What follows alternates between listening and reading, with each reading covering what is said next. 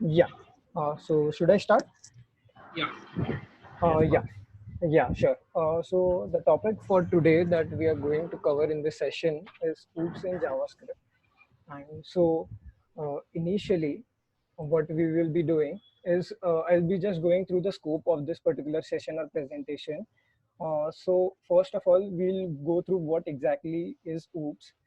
Second, we'll look at the basic pillars of OOPS. So both these are necessary to give the people a general idea of what we are talking about.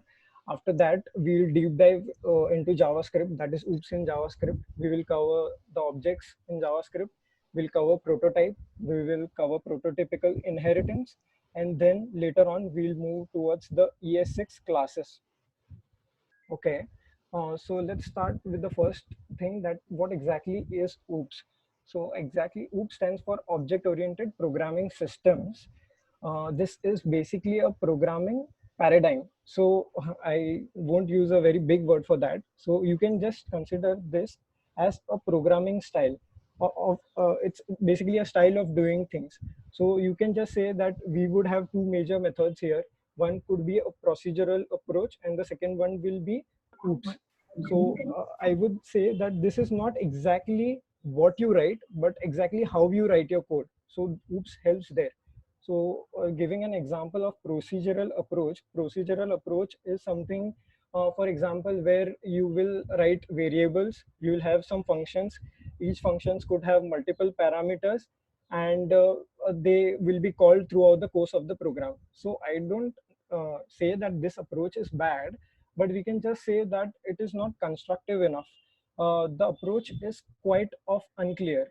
You can just say that if we you when the in the course of the writing your code, if the code grows bigger in size, so this won't help and things could become unclean on your side. So that's why we would use OOPS. So now getting into OOPS, so for understanding OOPS, we need to understand the four basic pillars that we have for OOPS. So that would be encapsulation, abstraction, inheritance, and polymorphism. So let's go through each of these in detail. So as you can see on the screen, for encapsulation, you just consider encapsulation as a sort of a bundle. It's a bundle where where we'll have similar sets of properties and methods. So just consider a variable. So outside it will be called a variable, but inside this bundle we will call this variable a property. And consider a function, and inside the bundle we'll call this function a method. So we can just say that we'll have similar sort of variables and functions, or better, similar sort of properties and methods inside this like bundle or a bubble. And this is basically the concept of encapsulation. Okay, the next part we'll move to is abstraction. So to give the example of abstraction, just consider something like a DVD player or a remote control or any other electronic device. So what you can see on this is it has a few buttons on top. You can just see that there are 1, 2, 3, 4 options. You click on that, and you could switch something. You could switch to a channel or something like that on the remote. Or similarly on the DVD player, it could be a eject button, it could be a play button, pause button, something like that. So but what happens with abstraction is that the content that is inside is basically hidden from your side. So you are basically just able to see what is exactly on the board. The details are hidden from you. So you can just say that we are just showing the essentials and we are hiding the details. So let's consider an example in programming. What we can say is that we'll have, suppose, 10 functions or 10 methods. So not all these methods will be accessible outside. Only the needed methods uh, are accessible outside. The rest of the methods would be only accessible inside this particular bundle that we are talking about. Now, what will be the main advantage of this? The main advantage of this is that when you start to code, and when you go on making changes to your code, so when you are making a change to the publicly accessible method, only then will the final user be affected. Otherwise, whatever you are doing inside this thing, uh, that's you can just say that that would be of no question here. So you can like be calling internally 10 different methods. You can change the name of these methods. You can change the implementation of these methods, but that does not matter. Now, I guess that's about abstraction. Now let's consider the third pillar here, that is inheritance. I'll give you a programming or more simply a HTML example for this. So just consider that we have, like in HTML, we have three tags or three elements, that is the text box, the select box, and the checkbox, select for drop down basically. So you could just say that all these three methods, all these three elements would be having certain properties and certain methods. So you can say that each of them would be having a visibility option, and in our HTML option, you would be having click and focus events on each of them. So you could just for this purpose, what we can do here is just we can make an HTML element, a main bundle called HTML element. We can define all the properties that I told and all the methods that I told in this particular bundle, and we can just reuse these into all of these like text box. So we can just inherit these properties into each one of these. Now, main advantage of this would be that we would be removing the redundance of code here, because otherwise if you just use normal procedural methods, what you will be doing is you will be writing each of these methods into each one of them. So this is the major advantage that we have here. So now let's move on to the last pillar, that is polymorphism. um, Now consider the same example that we were considering of a text box, of a select box, and of a checkbox.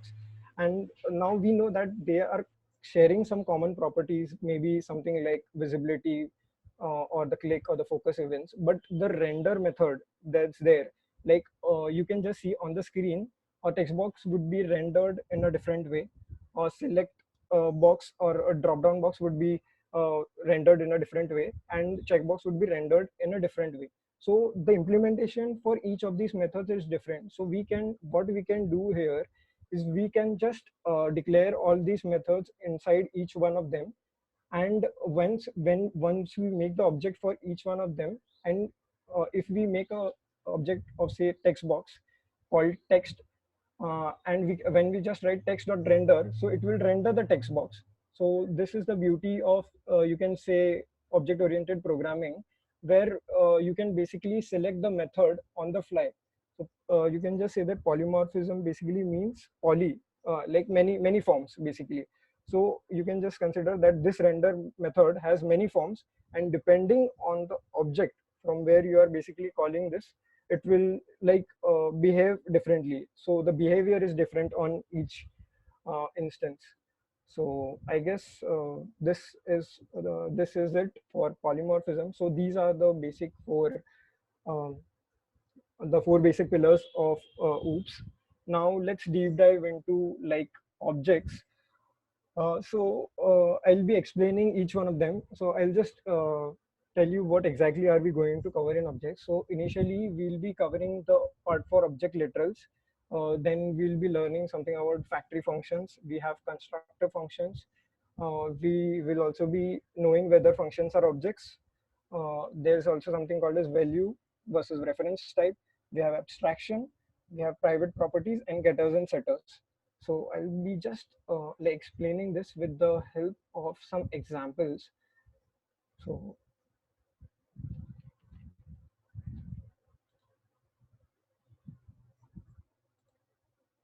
in the meantime, does anybody of you have a doubt until now?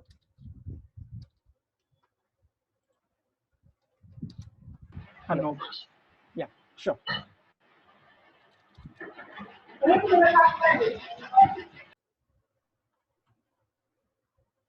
So let's consider this Parth, example. do we have option of function overriding in this polymorphism concept here? Of function overriding, yeah, method overriding. We do have a concept of like method overriding over here. Uh, in yes. in JavaScript? Yeah, in JavaScript we have a uh, concept of method overriding. We don't have a concept of a method overloading, but we do have a concept of method overriding. Okay. Yeah, sure. Uh, so let's consider this example. So initially we'll be talking about uh, like this circle object. So this is basically what you can say is this is a object literal syntax. Okay, so what we have here is basically a set of key value pairs. You can, and these, so basically radius and location here would be basically called properties, and the draw property, this would be actually called a method. This is not a function, we'll call it a method since it's inside the object literal. So this is the object literal syntax where we have curly braces, and we have the properties and the methods inside this. So you could just I'll just show this. So this is the object literal that we get over here. So now let's move on to the factory function. When will we exactly use a factory function? So we will use a factory function, for example, when we need to like create n number of object literals. So, and each object literal, say for example, has 10 methods. So if I have one object, we need to create 10 such objects, like from circle 1 to circle 10. We cannot do that, and each one of them has 10 methods, so this will be very cumbersome. So for that we need some sort of a method where we can just pass it and return it out. So basically this is where factory functions would come into picture. So just a second. Yeah. So this is the example of a factory function that we have over here. You can just have a look clearly then at the syntax. So we are using camel case over here. So the factory function would be a normal, it would be a normal function which will have the camel. Microphone check करें और mute कैसे करते हैं mute Sorry. लेना इधर Yeah. So now we have the example of a factory function. So here you can see that you just have to look closely at the syntax that I'm using. We are using camel case over here. Next, it's a similar syntax to the object literal, where instead of just declaring that and initializing it, I have just returned it out. And now to call this, I just call that particular method. And now using the object that is formed, I could just call its methods. So if I just save it, you can see draw a circle with a radius. So this is basically what we call a factory function, where we can create n number of functions from here. This concept is somewhat uh, similar to a class, but not a class. Next, let's move on to the next concept. That's constructor function. So you can see here at the for the syntax, if you closely observe, I've used Pascal case because this is a constructor function, and so for this we use a Pascal case. The Pascal case basically means that the first letter will be capital and the rest of them will be small. This is the Pascal case that we normally use for classes. So to declare a constructor function, we'll use the same concept.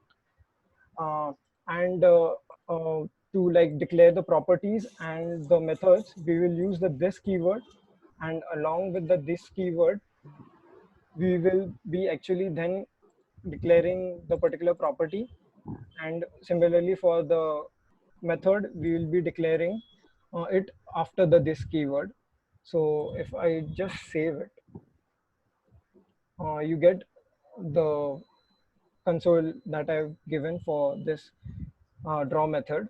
So now there are two things basically to consider here, that we are using the new keyword here, and we were not using the new keyword in the case of factory function. So why is this new keyword here? So actually the new keyword takes care of three things. Initially, it creates an empty object, something like this. It creates an empty object. Now it points the this keyword that is there to this particular empty object, and it returns this empty this object to circle. So you could just see that if I just try to print circle 2, you could just see that it created the object for me. So that's why it's important to use the new keyword here. And now I just want to give you some light about the this keyword. So basically this keyword points to whatever you want it to point. So for example, since we are using the new new keyword, keyword here, so this is exactly pointing to the new object that we were creating in memory. But say for example, if you just forget to write this, so I will just give you an example for that. So let's just console this. Let's just console this. So if you see that this is pointing to basically the object that we were referring to at this point of time, because we have used the new keyword over here. So now let's, for example, just remove it. Just to let's check. So you could just see that over here you could just see that now it's showing something like window. But what exactly is window? So window is basically the global object that we have in JavaScript. So now you get an idea that whenever you were exactly pointing, whenever you were using the new keyword, this was pointing to the new object that was getting created. But now when I remove this keyword, it's exactly pointing to the window object that we have over here. Now I would just tell you that we should never do that, and we should not use or make changes to the window object, or use properties or methods on the window object, like make changes to the properties there, because that could be very dangerous, and that's why it's not preferable. And someone coming from some other language background, or if someone has used C++ or something like Java before, so they would be very comfortable with this particular approach rather than using this particular approach. So I don't feel that there is any difference between using either this approach to create the objects, or either the constructor function or the factory function to create the objects. But you could just say that I would prefer this approach, because this looks like a universal approach that we have similar in other languages as well. So that was something about constructor functions and factory functions. So now let's have a look about whether functions are objects or not. So how do we know whether functions are objects or not? So for that case, let's do one thing. Let's keep the circle object as it is, and see whether it can access anything. So I'll just write circle dot. So you can just see that I have a methods like, say for example, apply. I have a method called call. So all these methods are there. So of course now we can say that the function itself is an object, because we can like call the methods, like call is a method or apply is a method, and we are able to access it for after the dot notation. So we can just infer that functions too are objects in case of JavaScript, and I would say the same would go to say in case of arrays as well. So arrays and functions both would be objects over here. Now let's have a look at the concept of getters and setters in JavaScript.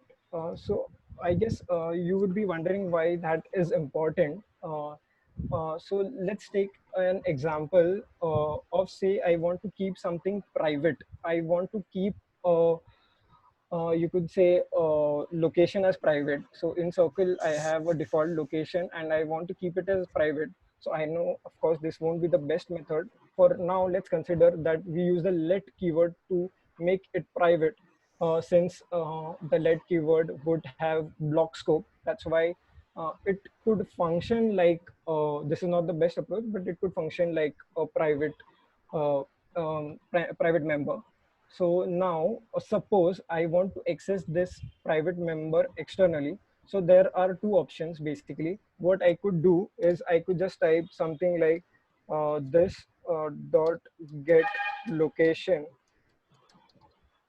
and I could use this method, something like this, but I wouldn't say this is the best approach because this is using another method. So instead of that, what we can do is we could use the concept of getters and setters. So what we are doing here is we are like using the main object and we are defining a property over here. And for defining this property, we have to pass the object. Say for so this would be the object, that is this is the like reference to the instance. So we are using this, we'll be calling this property, and we are setting two methods, one is get, one is set. So for using the same, how we'll do this is as shown below. So you can just say that I am using the set method over here, that is this lock, this is lock for location. You could just change it, location, and you can just say that when I try to in a red circle and I want to see the properties, you could just see that location would be a property, and you could set it again to 5. So you could set it to something else as well, and you could also just get the value of that by using the since we are using the get setter, you could just also get the value of the same in console.log. So you were just getting the value, that is x colon 5. So this is how getters and setters flow in case of objects. Uh, Now let's move on to the next thing that we have over here. It is the concept of prototype. And so here we would be covering two parts. One would be the prototype and inheritance, and we would be also covering the prototype versus the instance methods. So now, for example, in the case of a prototype, just consider just a normal object.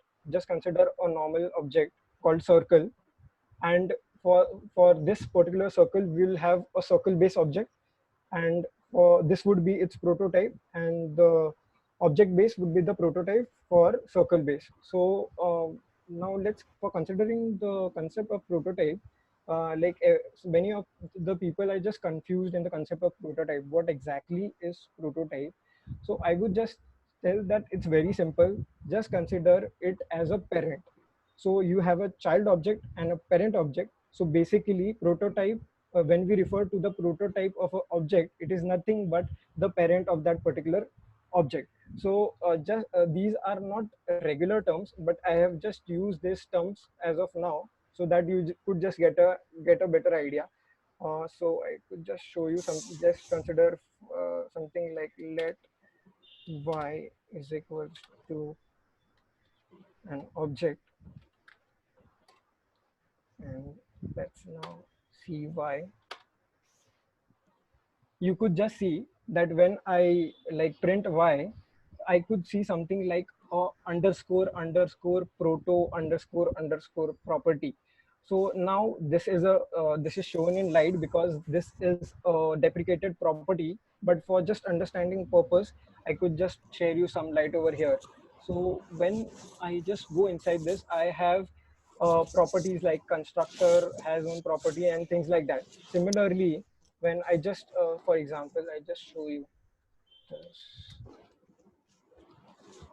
Just for example, consider I just declare something like y is equals to this. And when I see, so you could just see that it has a lot of methods and properties inside this. Uh, it has a constructor property. It will have all these methods. So how is it exactly getting all these methods? How is y getting all these methods? This is just because of what I showed you here. So y has a prototype, and you could just refer to this prototype as object base because it's not an official term. I'm just calling this object base just to give you a reference point. So all these properties like the constructor property, the this method has own property method, all these methods and properties are basically coming from this built-in object base or prototype. So y is referring to this built-in prototype, and you could just tell that you could just tell that the prototype for X and the prototype for Y, all the objects that we create using this would be you could just infer that they are same because they all would refer to the same object base that is there that we are currently talking about. So this is the concept of prototype. I will show you some examples for the same.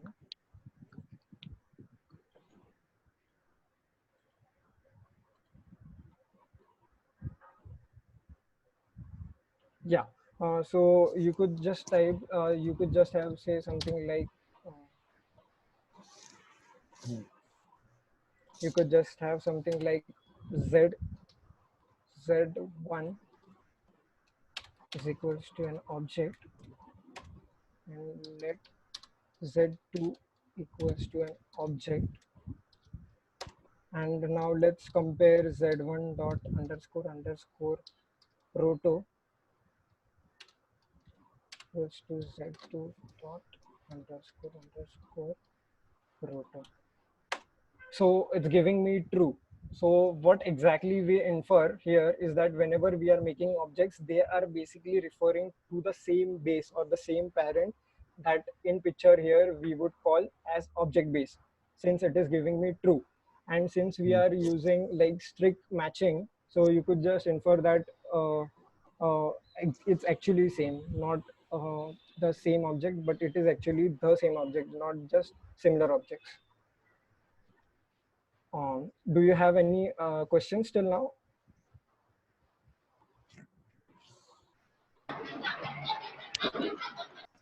Hello, guys. I guess nobody is having any questions, so I would just go further on this. Now let's consider prototypical inheritance. So what exactly is prototypical inheritance?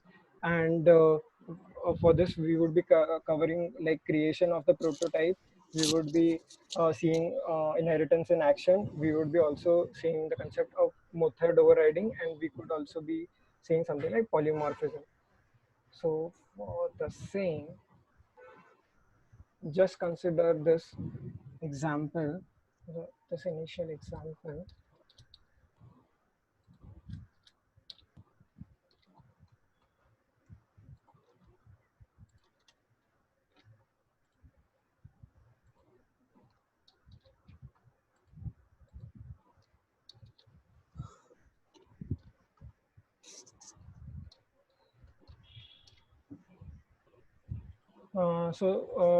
Guys, now let's consider this example. Suppose we have a circle constructor function. We are having the same radius. We are having a property called radius. We are having a method called draw inside this constructor function. And so now consider this example. We have something like circle dot prototype, and so we would be having a prototype. So the c dot proto and c dot proto, or whatever we were seeing for z1, we had a underscore underscore proto.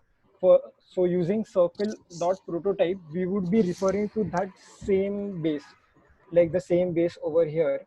So I'll be just adding a method in the prototype over here, something like a move method that could just print move. Okay.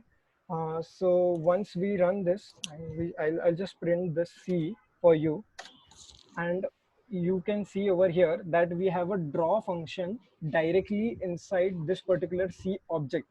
Okay, so this is basically, you could refer to this as an instance method because it is declared inside the instance of a particular, you can just infer that this is declared inside the instance.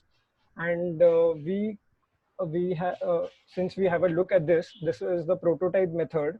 So when I look inside the prototype of this particular element, let's have a look inside this. So you could just find this move method. So it is basically inside the prototype that I created for this. So we have the draw method that's outside, and we have the move methods that's basically inside. So you can say that so now someone would ask, what is the basic difference between the move method and the draw method? So I would just say that consider an example in which we have, like, we create 10 like 10 objects from this particular circle constructor function. So what would happen in the case of instance methods is that it would make like 10 different objects, and each object would have 10 different methods called draw in memory. But just consider the example of move. So in this case, it's actually not declared inside this object, but it's actually declared on the prototype, that is the parent. So what we would have, even so we have like 10, we have 20, or in case we have 50 to 100 objects, we would be just having one, like one instance in the memory. We would be just having one copy in memory. So if you have if in all the 50 objects that you are creating, you need to like use the same method, I would any day prefer like declare it in it inside the prototype. Okay, now this was about the something called prototype versus instance methods. Now let's move on to the next thing. Now I'll just give you, I won't explain you this in detail, but I will just give you a normal example that before ES6 how things were exactly flowing in case of inheritance. So what exactly was happening was that I used to declare the shape. So just consider an example that I have something called a shape constructor function, and this is the parent, and we have something called a circle constructor function that is a child. Now I want circle to refer to this shape object, to this shape constructor function.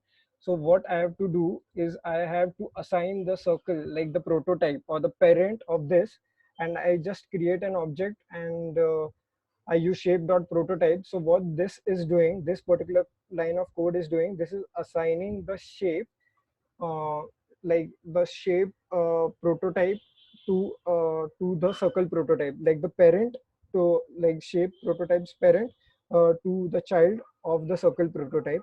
And the second line of code that we have over here, that is circle.prototype.constructor, I am also assigning circle as the constructor for this particular prototype, because once you change the prototype, the constructor would also get changed to shape. So that's why I have to write these all these lines of code over here. And now I could declare like methods as I did above in the prototype. Like I could declare some methods in the shape prototype, as well as I could declare some methods in the circle prototype. I could declare some methods in the circle prototype. Now, as you see, this is a very cumbersome process, and the inheritance is, you can say that it's very unclear, because you are not exactly able to know how things are flowing in this scenario, because I guess this is a lot of confusion to swallow at this point of time. So now, to deal with all of these, we have something called ES6 classes as of now. Uh, so just consider what we will be going through in ES6 classes. So we have a concept of hoisting. We have static methods. We have the this keyword. We have private members. We have getters and setters. We have inheritance. We have method overriding. So now let's consider a similar example in case of ES6. So I will just give that demo to you.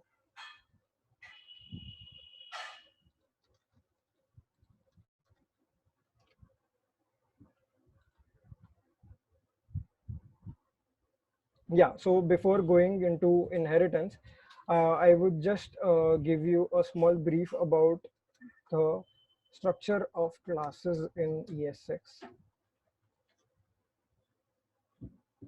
So yeah, over here, uh, let's first look at the syntax.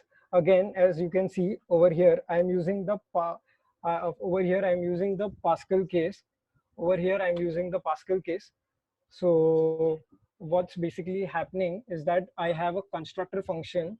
Uh, Inside the constructor function, I am declaring this property. So someone who is coming from some other background, say for example from C++ or Java, they could just they would be having a good understanding of how constructors flow. This is more the ES6 syntax for classes is more similar to the one that we have in other languages as well. So what exactly happens is in when we declare something inside the constructor function, when I create this when I call this class using the new keyword, so the constructor function gets called automatically, and whatever is declared inside this gets called automatically. So I could just give you an example for the same.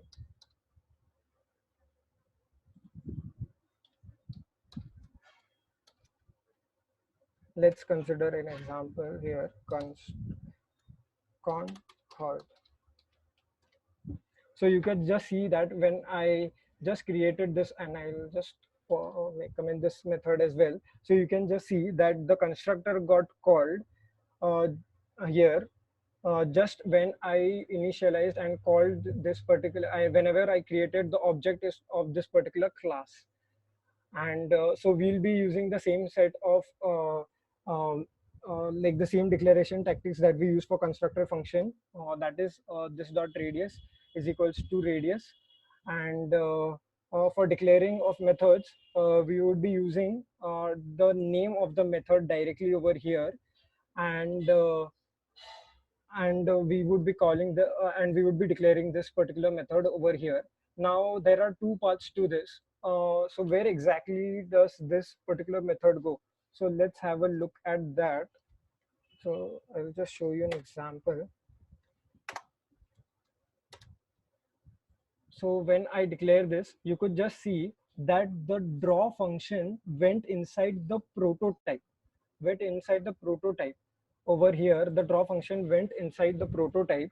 So you could just so now you will be saying that we have now the concept of classes, and how are we having prototypes over here?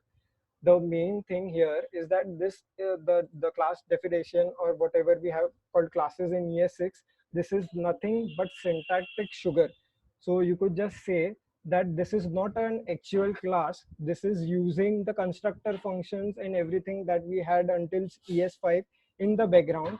You could just say that it is giving you a more better way to present your code and to write your code basically, and to write code that is more of similar to other languages where we have the concept of oops. So just consider this example over here. You could calling the method over here is similar. So you could just like write the object name dot and call the method. So you could just refer over here that the radius is a property. So it will be shown in blue with blue, and the methods would be shown in like purple. So this is how ES6 classes flow. Now the concept of hoisting. So I'll just tell you what exactly hoisting means. Hoisting basically means that you can call that particular item before declaring it. So you know that in JavaScript you have concepts like say for example you have numbers, you have numbers, you have strings. So all this can be uh, and we have functions. So functions, you know, in case we use function declaration syntax, we could actually define the function afterwards, and you could like show it like call it above and declare it afterwards. But the same is not true for in the case of classes. So I could just show you that. So hoisting doesn't happen for classes. So you could just see that I get an error of accessing. It's not able to do that because it is telling me that the initialization has not been done. So you could just say that hoisting does not happen in case of classes. You could just infer that from this. Now, finally, let's have a look at inheritance in case of ES6 classes. How does inheritance flow in case of ES6 classes? Okay.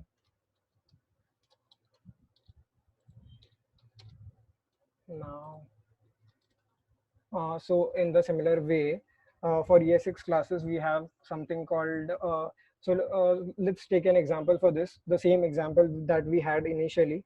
So what I am doing is I am declaring a class called shape. I am having a constructor.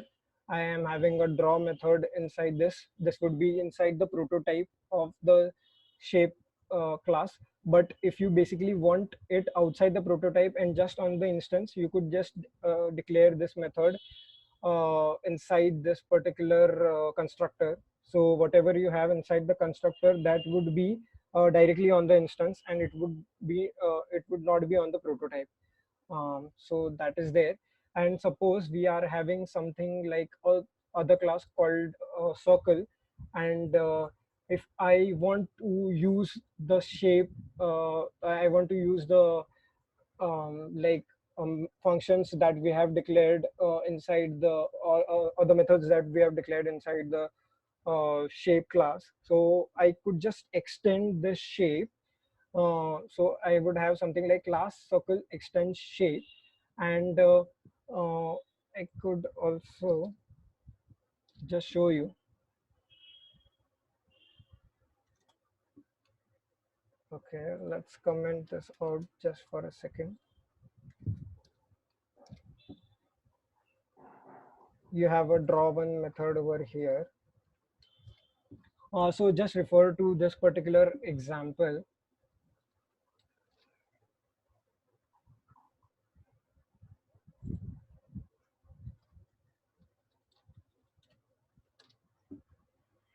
Just consider this example. So whenever you are making an object of the base class, sorry, the derived class. So here you would just say that shape is the base class and circle is the derived class. So whenever you are like creating an object of the base class, the derived class, you could actually refer to the methods. So you could also call draw, as well as you could just call draw one as well.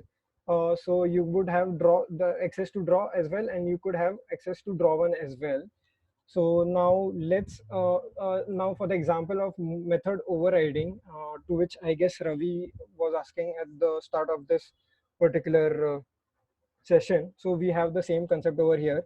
So for method overriding, in case of method overriding, what exactly is happening is that whenever you create the object using the derived class, it would actually give priority to the same names method. If we have two methods declared with the same name in the base class as well as in the derived class, it would give priority to the base class. So I could just give you the same example over here. You could have something like circle.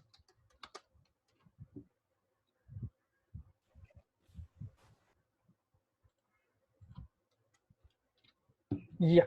So as you can see, it's giving priority. Here you can see that it's giving priority to what this particular method. But just for example, if we just didn't have this particular method, just consider we didn't have this particular method over here.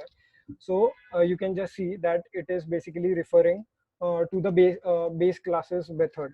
So this is the concept of method overriding that we have over here. Now, let's consider the example of the super keyword. So what's the use of the super keyword? So the use of the super keyword is that suppose you want to like call the like constructor of the base class. You say, for example, just consider the example that shape would have a common color, but the circle would only have a property called radius. But all the shapes that we have, all of them would be having the same property, that is the color property. So we need to have the color property for all of them. So I'll just provide a color for the same. So the color property is getting initialized inside the shape constructor, and So to call the shape constructor, what we need to do is that we need to use the super keyword, and we just pass on the color that we are getting um, from our creation of the instance for this class. And you could just see that when we see on the console, we could just see that the circle constructor is getting called first. So we have the circle constructor that is called. Next we have the shape constructor that is over here, that is getting called. And finally we can also pass, so let's just do one thing. I'll just comment this super keyword out. So, let's see what's happening. So see, it's giving me an error. It's saying that must call super constructor in derived class before accessing this. So what is the meaning of this? This is actually telling us that if we are writing a constructor inside the child class, it is compulsory that you need to call the base constructor as well. Otherwise it will not work. So if I just comment this out, this will work. So again, you could just say that it works. So this is something to deal with inheritance and classes. And let's for giving an example about you could just say if we have we want to declare some private method, private something as private inside uh, for example a class. If we want to have some private members or some private items, so in this case what we could do is we could make use of symbols, we could make use of weak maps, or latest in ES 2019 we have also something like the hash keyword. So you could just use the hash keyword along with, say for example, s, for declaring something like a private keyword. So you could just declare a private keyword using hash and then using, so this is regarding the private keyword. So you could just use symbols, you could use weak maps, or you could also use the hash symbol that we have over here. That is the newest thing that we have. This is basically for access modifiers. And the last thing that I would cover here is the static method. So we have something like a static keyword. So now let's consider what is the main point behind using a static method. So for showing the same, I'll just show it to you on the above example, the final thing over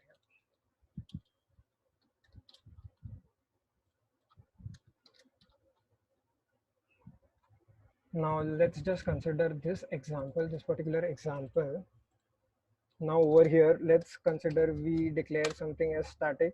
So we declare something as static, we use it over here, and just console. Let's just console move over here. Yeah, so I've made the object. Now there's a static method. So if you want to access this static method, that is not available, that would be not be available on the object. It's not available on the object. You can just see that I have just the draw method and the radius property. That's it. So it's not there. So how can I access this particular static method? So you would have to use the shape. It would be accessible directly on, you could just say it is directly accessible on the class itself. The static method would be accessible directly on the class. So let's see that. Okay, so now when I just write shape.move, I could just see that. And if you just also happen to look at the object,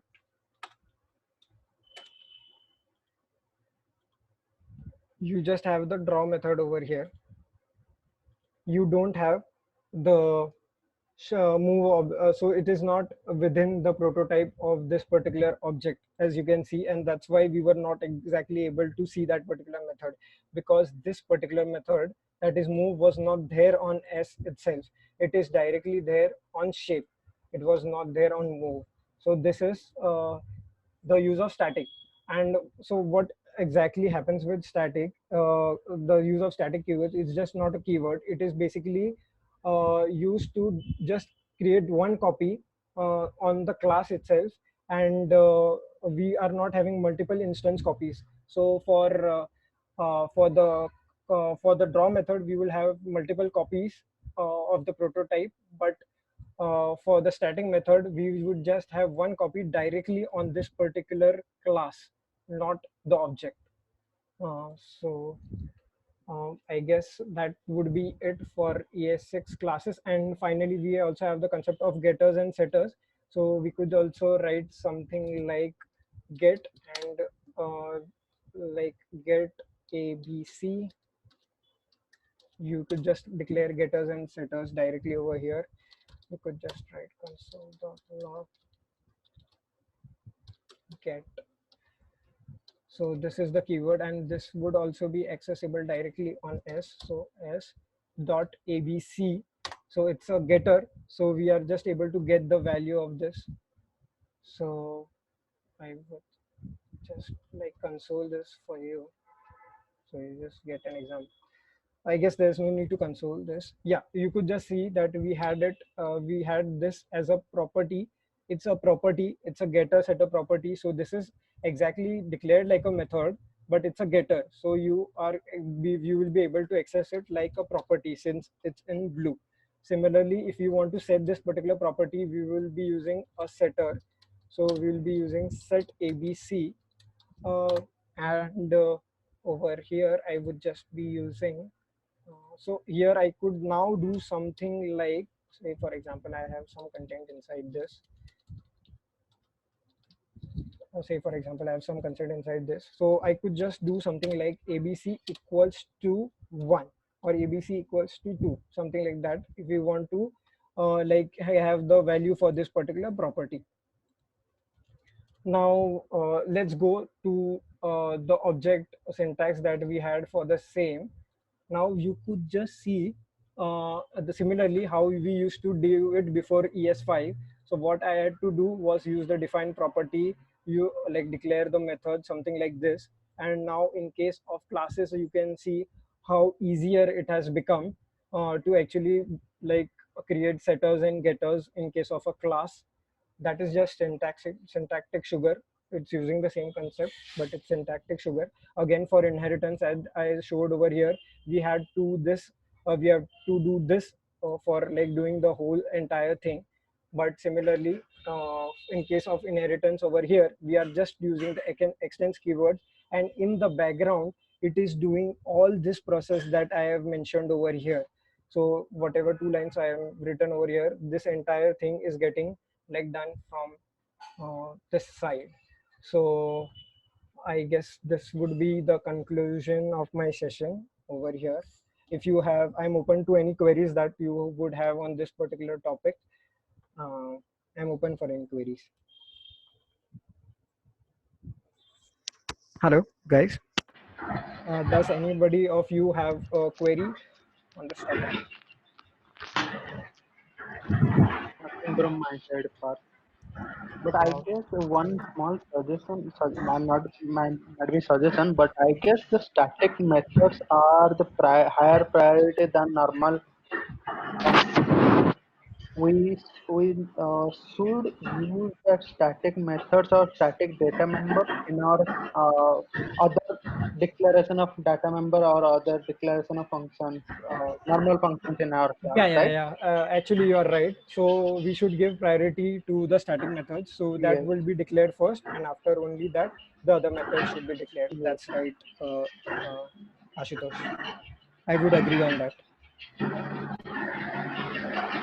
Does It's a anybody small else bit. have? Yeah, yeah. No question, but very Anybody nice else has a session, query? Parth. Thanks a lot. Thanks a lot. Does anybody else have a question? I am open to any sort of questions. You could just like ask the questions right away, right here now itself, or if you could just if you just want to like have some time and think about it, and if you want to ask some questions, I am always open to that. You could just like contact me on Skype, and I am always available for solving the doubts. Yeah, but I had a query here. You Yeah. just told that there is a way of declaring a functions and the constructor functions, right? In the beginning of your session, you mentioned, right? Yeah, Function, then the name of the class, right? yeah. At Are the you top. referring to this? Yeah, this one. So this Yeah. one. So, for example, you have already declared a constructor inside your class. So how will that differ in that case? It was just a query. It was. Constructor inside the class. So Yeah, see, you there already have a are. constructor declared. Okay, so I'll just tell you. So see, this is a constructor function. As in other languages, we have actual Hmm. classes, but in JavaScript, we don't have any concept of classes. So whatever classes I showed you over here and whatever Hmm. constructor I am telling you, so this is Hmm. not the actual constructors that we have in Okay. other Okay. languages. So this is Hmm. just Hmm. syntactic sugar. This is looking like a constructor. It's working like a constructor. This would not be a Okay. constructor. That is there Okay. in Okay. other Okay. classes. Okay. Uh, Hmm. I would just say that this shape, you can say that this shape class is there. This would be internally using something like this constructor function internally to create that particular thing. So the class is just, you can just say that it's just in writing. It's just in writing. That's it. The concept actually is this. Whatever I showed you over here, this is actually what is happening internally, and that was happening before ES 2015 or ES6. I guess uh, could I solve your doubt? Yeah. Yeah. Yeah. Perfect. Got it. Does anybody else still have a query? Uh, Guys? No, not from my side. Yeah. So I guess that, guys, this would be it. Uh, Thanks a lot for being here. And again, as I said, if you have any doubts in the future for this particular topic, you could always contact me on Skype. I'm available. Thanks a lot, guys. But just before Yeah. you leave, Yeah. just mention about the feedback link. You just post down the link of once you are done, right? In Yeah. the Skype group. Yeah, sure. I would be just again giving my feedback link as well in the Skype group. So whatever feedbacks you want to give, I'm open to all feedbacks, and I would also thank all the guys for giving me this opportunity to present. And Uh, but one more thing before you leave, this code file that you had, code snippet. So do you have it? You can share that also with the team. yeah, yeah, definitely. I can share That this would be code. of great help. Yeah. Yeah, yeah, definitely. I'll be sharing a zip file of this on the Team JavaScript group as well. Cool. Cool. Cool. That Yeah. would be fine. Uh, Parth, Yeah, one last question. Maybe I was not listening to you because I had called some client. sure, So, sure. did you explain the difference between prototype and underscore proto? Yeah. So actually, so see, I would just tell that. So I will, so see, the underscore proto Hmm. is a deprecated, you can say, a property that was used to access the proto is a deprecated property that was basically used to access the object base in case of an object. So I'll just again give you an example for that. You have something like Z3 equals to an object.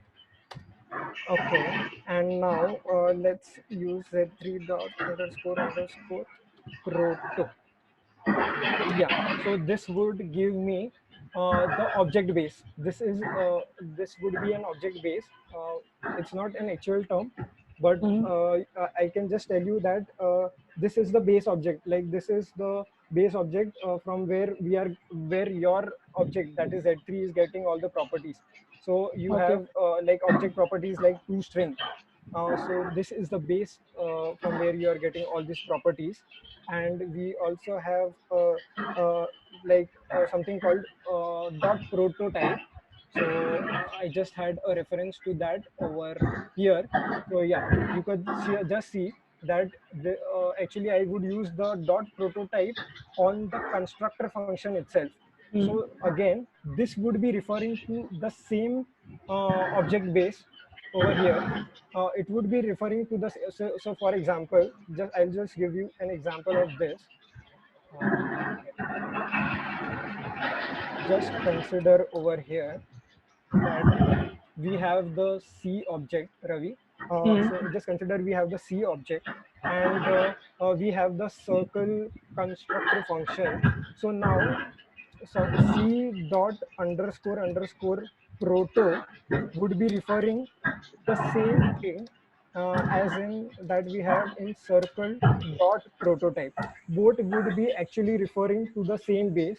Now for this example, we would call it circle base, but they would be both be using like they would be both be pointing to the same thing, if you get my point. Okay.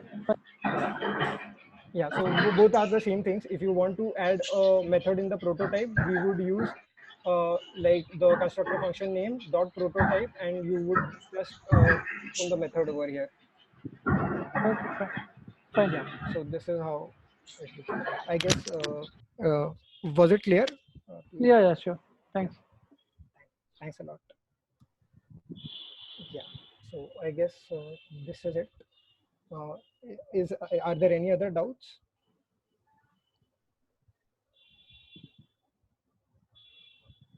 Okay. Nope.